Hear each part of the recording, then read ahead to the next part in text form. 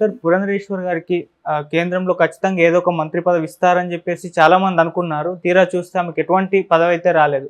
అయితే కేంద్ర మంత్రి పదవి ఇవ్వకపోవడానికి గల కారణం చంద్రబాబు నాయుడు గారు ఆయనే అడ్డుకున్నారు అన్న వార్త ఒకటి వినిపిస్తుంది సార్. అంటే పురంధరేశ్వర్ గారికి కూడా ఒక వెన్నుపోటు పొడిచారని చెప్పేసి చాలామంది నందమూరి అభిమానులు అయితే అని అంటున్నారు సార్. మరి వార్తల్లో నిజమేంతుంది? నిజంగా అటువంటి ప్రయత్నం చేశారా సార్? యాక్చువల్గా మనకి పురంధరేశ్వరి చూస్తే చాలా హెల్ప్ చేసింది చంద్రబాబుకు. ఈవెన్ ఎన్నికలప్పుడు కూడా ఎన్నికల కమిషన్కి పదే పదే ఆమె లెటర్లు పెట్టి లిస్టులు పెట్టి వీళ్ళ ఈ అధికారులంతా మార్చండి అని చెప్పి ఫైట్ చేసి అక్కడ తనకున్న పరిచయాలను ఉపయోగించుకొని దాన్ని వర్కౌట్ అయ్యేట్టుగా చూసుకొని చాలా వరకు ఆమె సక్సెస్ అయింది. ఒక్క సిఎస్ని మార్చలేదనేది తప్పితే మిగతంతా పురంధరేశ్వరి ఇచ్చిన లిస్టులో ఉండేవాళ్ళని తీసేశారు, తన లిస్టులో ఉండేవాళ్ళని మళ్ళీ పెట్టారు. సో క్లియర్గా పురంధేశ్వరి తెలుగుదేశానికి బ్రహ్మాండంగా పనికొచ్చింది. అట్లాగే అంతకుముందు కూడా జగన్ మీద అనేక కుంభకోణాలని తీసుకెళ్ళడం ఇవన్నీ కూడా చాలా స్ట్రాంగ్గా చేసింది. అప్పుడు వైసీపీ నుంచి కూడా ఇది భావ జనతా పార్టీ లాగా చేసేసింది, బావ కోసమే ఆమె పనిచేస్తుంది, ఇలాంటి విమర్శలు కూడా పురంధేశ్వరి చేశారు. సో అప్పుడే ఇదంతా ఎందుకు చేస్తుందంటే ఆమెను చంద్రబాబు గెలిపించి తద్వారా ఆమె కేంద్రంలో మంత్రి పదవి వస్తుంది ఆమెకి, అందుకనే ఆమె దీనికి హెల్ప్ చేస్తుంది. లేకపోతే వాళ్ళ మధ్య ఇంతకుముందంతా విభేదాలు ఉన్నాయి. ఇప్పుడు కలిసిపోవడానికి కారణం ఏంటంటే క్విడ్ ప్రోకో, నేను నీకు మంత్రి పదవి వచ్చేటికి చేస్తాను, నువ్వు నాకు హెల్ప్ చేయని చంద్రబాబు డీల్ చేసుకున్నాడు. అందుకే ఆమె చేస్తుందని ఒక విమర్శల్ని తీసుకొచ్చారు. సో దానికి తగినట్టు ఆమె గట్టిగా పనిచేసింది, చంద్రబాబుకు చాలా హెల్ప్ అయింది. దానికి తగినట్టుగా చంద్రబాబు కూడా ఆమెను గెలిపించడం కోసం రాజమండ్రిలో కృషి చేశారు. ఆమె మంచి మెజార్టీతో గెలిచింది. గెలిచిన తర్వాత కూడా ఇటు సీఎం రమేష్కు లేకపోతే బీజేపీలో సీఎం రమేష్కి కావచ్చు లేకపోతే పురంధేశ్వరికి కావచ్చు, వీళ్ళిద్దరిలో ఎవరికొవరికి ఖచ్చితంగా వస్తుంది, లేదా ఇద్దరికి వచ్చినా కూడా ఆశ్చర్యం లేదు అన్న పద్ధతిలో అందరూ గెస్ చేశారు. ముఖ్యంగా ఫస్ట్ ప్రిఫరెన్స్ అయితే ఆమె సీనియర్ నాయకురాలు, ఆల్రెడీ కాంగ్రెస్లో మంత్రి పదవులు చేసింది. సో అందుకని రెండోది ఎన్టీఆర్ కూతురు, ఇవన్నీ ఉన్నాయి కాబట్టి ఆమెకే ఇస్తారనేది అనుకున్నారు. కానీ చివరాఖరికి ఆమెకి ఇవ్వలేదు. భూపతిరాజు శ్రీనివాసపురం, మన నర్సాపురం, అక్కడి నుంచి ఎలక్ట్ అయ్యాడు, ఆయనకి ఇచ్చారు. యాక్చువల్గా అప్పట్లో ఆయనకి సీటు ఇవ్వద్దు, రఘురామకృష్ణరాజుకి ఆ సీటు ఇవ్వమని కూడా చంద్రబాబు అడిగితే కూడా ఆయనకి ఇవ్వకుండా శ్రీనివాసవరంకి ఇచ్చారు. సో ఇప్పుడు పురంధేశ్వరికి నిజంగా చంద్రబాబు చెప్తే ఇప్పుడైతే ఇచ్చే పరిస్థితి ఉంది. ఎలక్షన్ ముందు అయితే చంద్రబాబు మాట బీజేపీ పట్టించుకునే పరిస్థితి లేదు. అంత పట్టించుకునే పరిస్థితి ఉంటే రఘురామకృష్ణరాజుకి అక్కడ ఇప్పించి ఉండగలిగేవాడు చంద్రబాబు. ఇప్పించలేకపోయాడు. ఎందుకంటే రఘురామకృష్ణరాజు ఎమ్మెల్యే కంటే కూడా ఆయనకి ఎంపీ కావాలనేది ఆయన కోరిక. దాన్ని చంద్రబాబు తీర్చలేకపోయాడు అని రఘురామకృష్ణరాజు ఓపెన్గా చెప్పాడు. జగన్ ఇన్ఫ్లుయెన్స్ చేసి నాకు రాకుండా చేశాడు అనేది రఘురామకృష్ణరాజు ఆరోపించాడు కూడా. సో చంద్రబాబును కూడా ఒక దశలో రఘురామకృష్ణరాజు నిందించాడు కూడా, ఈయన ఇప్పుడే ఏమి చేయలేకపోతే రేపు పొద్దున్న రాష్ట్రానికి ఏం చేస్తాడని. కానీ నిజానికి ఎవరూ ఊహించని స్థాయిలో ఇవాళ చంద్రబాబు 16 మంది ఎంపీల మద్దతు అక్కడ చాలా కీలకమైంది సెంట్రల్లో. అందువల్ల చంద్రబాబు డిమాండ్స్ని మ్యాక్సిమం తల ఒగ్గి చేసే అవకాశం ఉంది అక్కడ. సో ఈ కాంటెక్స్ట్లో చంద్రబాబు గారిని గట్టిగా చెబితే పురంధేశ్వరికి మంత్రి పదవి ఇచ్చుండేవాళ్ళు కదా, ఎందుకు ఈయన చెప్పలేదు? ఒకవేళ వాళ్ళు ఇస్తామన్నా ఈయన అడ్డుకున్నాడా? ఆమెకి పురంధేశ్వరికి మంత్రి పదవి వస్తే తనకి ఇబ్బంది అని అంటే నందమూరి ఫ్యామిలీని ఎదగనీయకుండా చూసుకోవడం అనేది చంద్రబాబు ఎప్పటి నుంచో చూస్తున్నాడు. బాలకృష్ణను కూడా అందుకని అల్లుడిని చేసుకొని కంట్రోల్ చేసుకున్నాడు.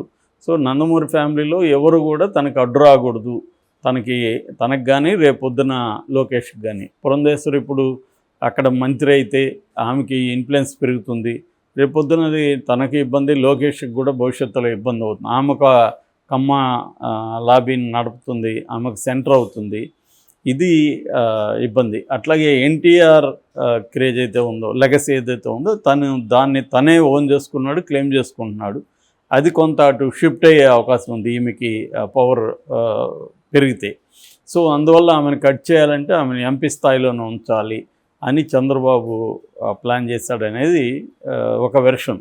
ఇందులో నిజమెంత అనేది ఎవరికి తెలియదు. కాకపోతే మనం పాజిబుల్లా ఇది అని చూసినప్పుడు నిజానికి అంత పాజిబుల్ అయితే చంద్రబాబే మంచి శాఖలు తెచ్చుకోగలడు కదా. అంత ఇన్ఫ్లుయెన్స్ మోడీ దగ్గర చంద్రబాబుకు ఉంటే, చంద్రబాబు ఒక పనికిమాలిన యావియేషన్ శాఖని తెచ్చుకున్నాడు, ఇంకేదో ఒక సహాయ మంత్రి తెచ్చుకున్నాడు. 16 మంది ఉంటే 2 శాఖలు మాత్రమే చంద్రబాబు తెచ్చుకోగలిగాడు, అది కూడా పనికిమాలింది. ఆ ఏవియేషన్లో ఏమీ లేదు, పవరే లేదు అది. ఎందుకంటే విమానాలు ఏవి గవర్నమెంట్ దగ్గర లేవు. ఉన్న ఎయిర్ ఇండియా కూడా టాటాకి వెళ్ళిపోయింది. ఇక పోర్టులన్నీ కూడా అదాని దగ్గర ఉన్నాయి. ఈయన చేసేది ఏమీ లేదు. అందులో ఆంధ్రప్రదేశ్ దగ్గర ఎయిర్పోర్ట్లే తక్కువ, అవి ఆ పనికిమాలిన ఉన్నాయి. దాంట్లో ఈయన డెవలప్ చేసేది ఏమీ లేదు. సో ఏ రకంగానూ ఆ శాఖ వల్ల, ఏవియేషన్ శాఖ వల్ల ఆంధ్రప్రదేశ్కి ఏమీ ఉపయోగం లేదు. మరి అంత పనికిమాలిన పోస్టు తెచ్చుకున్నప్పుడు చంద్రబాబు బీజేపీలో కేంద్ర స్థాయిలో ఈయనకు ఉన్న పరపతిని ఈయన ఉపయోగించుకోలేదనేది అర్థమవుతుంది. ఎందుకు ఈయన గట్టిగా మాట్లాడలేకపోయాడు, నాకు ఈ శాఖ కావాలి అని డిమాండ్ చేయలేకపోయిన వ్యక్తి పురంధరేశ్వరికి రాకుండా ఆపగలడా ఆయన అనేది పెద్ద ప్రశ్న. ఒకవేళ చంద్రబాబు అనుకున్నా కూడా, నిజానికి చంద్రబాబు అలా అనుకునే పరిస్థితి కూడా ఏం కనపడలేదు. ఆమె పవర్ సెంటర్ అయిపోయి ఆమెదో మొత్తం ఎన్టీఆర్ని క్లెయిమ్ చేసుకొని ఆమె చేసేది కూడా ఏం లేదు. ఆమె బీజేపీలో ఒక ఎంపీగా ఉంటుంది, రేపు మినిస్టర్ అవుతుంది, అంతకంటే ఏం జరగదు. సో మరి చంద్రబాబు నిజంగా భయపడి ఆపాడు అనుకుంటే అంత ఇన్ఫ్లుయెన్స్ ఉందా చంద్రబాబుకి అని. కానీ మన మంత్రిత్వ కేటాయింపు చూస్తే ఏ రకమైన ఇన్ఫ్లుయెన్స్ లేదు. మోడీనే కంప్లీట్గా మళ్ళీ కంట్రోల్ చేయగలిగాడు. ఇంతకుముందుకి ఇప్పటికి పెద్ద తేడా ఏం లేదు, గౌరవిస్తున్నాడు వీళ్ళకంతే. ఏదో ఇంతకుముందంటే అబ్సల్యూట్ మెజారిటీ బీజేపీ కొనింది కాబట్టి శాఖలు ఎవరికి ఇవ్వాల్సిన అవసరం లేకుండా పోయింది. ఇప్పుడేమో తనకి లేకపోయినా కొన్ని పనికిమాలిన శాఖలు డిస్ట్రిబ్యూట్ చేశాడు. మొత్తం 71లో కేవలం 11 శాఖలు మాత్రమే వీళ్ళకి ఇచ్చాడు. అందులో క్యాబినెట్ 2-3 ఉన్నాయి తప్ప క్యాబినెట్ ర్యాంక్స్ అన్నీ లేవు. అంత సహాయ మంత్రులు లేదా స్టేట్ ఇవే ఇచ్చాడు వాళ్ళకి. అంటే క్లియర్గా మోడీ కంప్లీట్గా ఎన్డీఏ మీద ఆధిపత్యం తన దగ్గర పెట్టుకున్నాడు. దాన్ని వీళ్ళిద్దరు కూడా ప్రశ్నించలేదు, చంద్రబాబు కానీ నితీష్ కుమార్ కానీ. ఇటువంటి కాంటెక్స్ట్లో చంద్రబాబు పురంధరేశ్వరికి మంత్రి పదవి అడ్డుకున్నాడు అంటే అది నమ్మశక్యంగా లేదు. అంటే అడ్డుకున్నాడంటే అడ్డుకునే శక్తి లేదు చంద్రబాబుకి అసలు. సో బీజేపీ ఎందుకు ఆమెకి ఇకుండా ఇతనికి ఇచ్చింది, భూపతిరాజు శ్రీనివాస్ అంటే ఆయన ఆర్ఎస్ఎస్ వ్యక్తి, ఆర్ఎస్ఎస్లో నుంచి వచ్చిన వ్యక్తి.